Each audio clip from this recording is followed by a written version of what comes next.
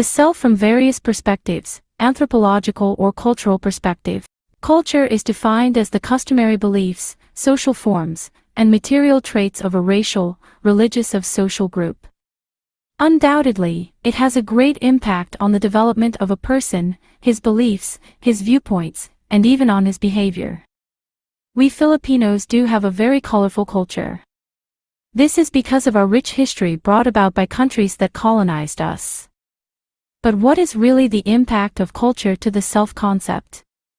On this chapter, we will discuss the different cultural influences and factors that shape the self and how culture helps us not only to become a better citizen but also a better individual. The anthropological construction of the self. Anthropology is a science and philosophical description of the life form Homo sapien, the thinking man. The science of anthropology as doctrina humanaturae includes the bodily characteristics of human as well as their spiritual, psychic, and moral dignity. The focal point of anthropology as scientific endeavor deals with a man and the physical, cultural, and existential features with the purpose of gaining deeper understanding of man's place in the world. The main concept of modern anthropological science is the idea of man who creates culture by means of his active interaction with the environment. Man, based on the specific subject matter of anthropology, is a creator and carrier of culture.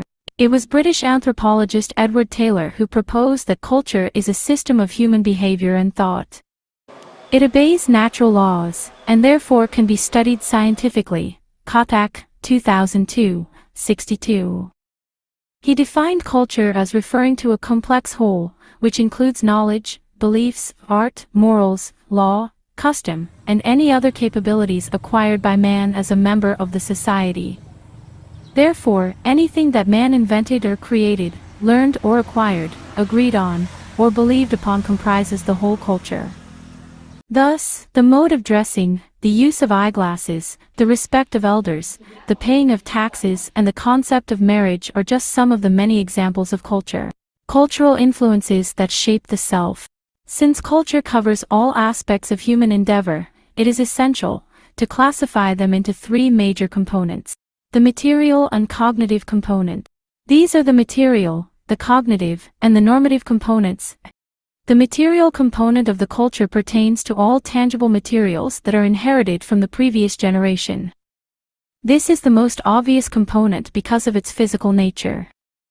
Thus, the use of ball pens and papers, the wearing of barong Tagalog, the use of chalks and blackboards, or even the use of scissors and needles are examples of the material component of culture.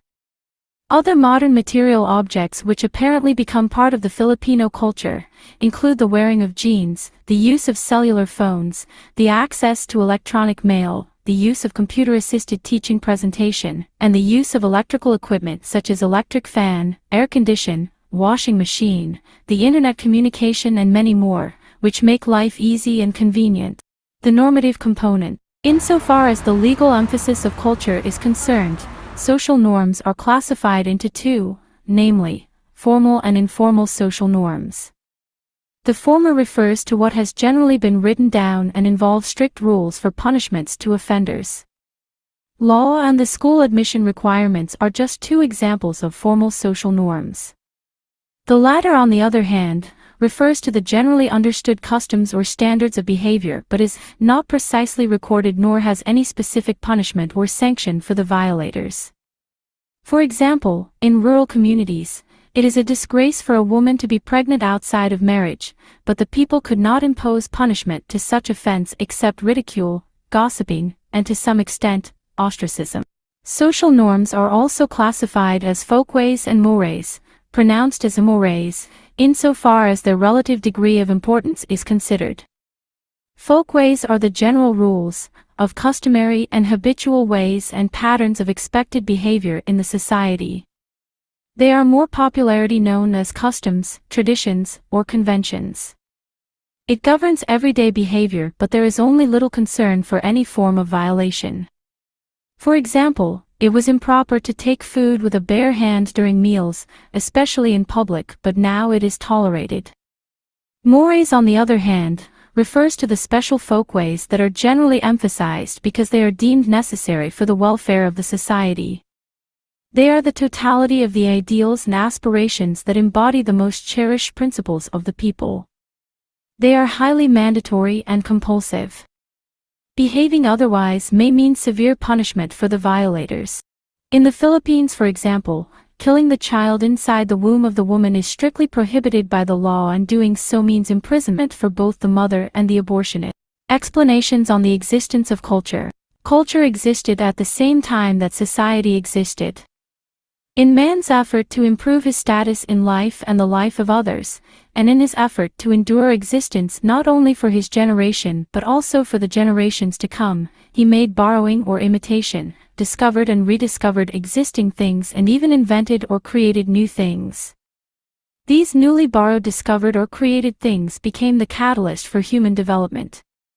While in the process they also employed the trial and error method in adopting things, eventually they also retained the things that are generally found beneficial for human existence. Nowadays, the improvement of science and technology are considered essential means for social existence which most people of today could not live without. Mechanisms of cultural change. The issue of whether a particular cultural item is unique or borrowed in a particular society remains debatable and unsettled. What is undisputed, however, is that all cultural items are subject to change. Cultural change happens because no society is in a constant state. Society continuously evolves from one period of time to another. Such evolutionary characteristics may be too minute that is almost unnoticeable, or too abrupt that it suddenly changes the lives of the people. The modification or change of culture is very gradual among tribal societies or among isolated and simple societies, while the rapid cultural change is very obvious among highly industrialized or highly urbanized societies. How does culture change? Cultural borrowing is a situation where one society borrows the culture of another society and uses it as new part of the culture. Most of the societies that experience colonization have cultural borrowing. In the case of the Philippines, Filipinos' mode of dressing and speaking is mostly culturally borrowed from the Spaniards and Americans. The second is discovery and invention, a situation where a particular item was discovered or invented which eventually becomes part of the culture. An example of this is the use of cellular phones and other modern gadgets. It must be emphasized that not all cultural changes are beneficial to the people. Some are found to be detrimental, although it takes on the part of the people to realize the detriment effect of such cultural item. Example of this is the rampant use of non-biodegradable materials which cause rapid deterioration of the environment, as well as the use of artificial contraceptives, some of which are found to have side effects on the reproductive health of women. Furthermore, the excessive practice of cultural borrowing may lead to a sense of xenocentrism, which from a nationalist's point of view, lead to the rapid loss of national identity. These are various ways of spreading culture. These are assimilation, acculturation, and amalgamation. Assimilation is the process of embracing a new culture and regarding the same as part of the existing culture. If there is any similar culture that tends to overlap with the newly introduced culture, such old culture is being replaced with a new one. Example of this is the replacement of Kangen and Bahag as the mode of dressing of the ancient Filipino to Barong Tagalog and Sarong during Spanish period. Another example is the replacement of the ancient Filipino alphabet with a new alphabet adopted from the English alphabet. The Ilustrados, during the Spanish period, tend to adopt the lifestyle of the Europeans, and during the Reformation period, advocates assimilation of the Filipinos by completely regarding Filipinos as Spaniards, and by treating the Philippines as a province of Spain. Acculturation, on the other hand, is the social process of embracing the new culture, but this new culture does not necessarily replace the existing culture. The latter continues to exist, and in most instances, it coexists with the new culture. One does not replace the other. An example of this is the adoption of foreign foods by the Filipinos who continue loving Filipino foods. Thus, most Filipinos who go abroad have adopted the food in the place but still crave for Filipino foods such as adobo, and when circumstances permit, would have these foods served on the table. Still another example is in terms of language. Filipinos may be able to learn languages of foreign country, but never forget their local languages. Amalgamation as a social process of culture pertains to the complete blending of two culture, which leads to the birth of the new breed of culture. This usually happens when two cultures are equally familiar and influential to the point that both cultures are merged, creating something new.